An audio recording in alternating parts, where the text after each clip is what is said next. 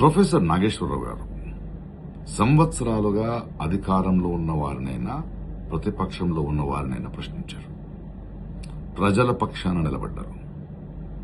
కానీ ఆయన మాట్లాడిన మొత్తం విషయాన్ని పక్కన పెట్టి అందులో ఒక లైన్ మాత్రమే పెట్టుకుని సోషల్ మీడియాలో ట్రోలింగ్, కేసులు, బెదిరింపులు.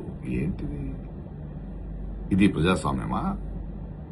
లేక మా నాయకుడిని ప్రశ్నిస్తే నాశనం చేస్తాను అనే రాజకీయ గుండాయిజమా? మీకు నిజంగా ఒక్క మాట తప్పనిపిస్తే దానికి ఆధారాలు అడగండి, రాజకీయంగా కౌంటర్ ఇవ్వండి. కానీ వ్యక్తిత్వం హత్య చేయడం, సోషల్ మీడియాలో అవమానించడం, కేసులతో భయపెట్టడం, ఇదేనా మీరు చెప్పే కొత్త రాజకీయ సంస్కృతి? నాగేశ్వరరావు గారు చంద్రబాబు గారిని ప్రశ్నించారు, పవన్ కళ్యాణ్ గారిని ప్రశ్నించారు, కేసీఆర్ గారిని ప్రశ్నించారు, జగన్ గారిని ప్రశ్నించారు, రేవంత్ రెడ్డి గారిని ప్రశ్నించారు, బీజేపీని ప్రశ్నలు అడిగారు. అప్పుడు ఆయన నిజాయితీ మీకు గుర్తుకు రాలేదా?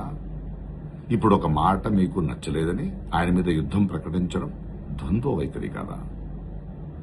ప్రశ్నించే గొంతులను కేసులతో మౌనం చేయాలని చూడడం ప్రమాదకరం. ఈరోజు నాగేశ్వరరావు గారు, రేపెవరో. ఇంకో విషయం, ప్రస్తుత రాజకీయ పరిస్థితుల్లో ఏ పార్టీ ఎవరితో పొత్తు పెట్టుకున్నారు, ఎవరు పట్టులో ఉన్నారని అందరికీ అన్నీ తెలుసు.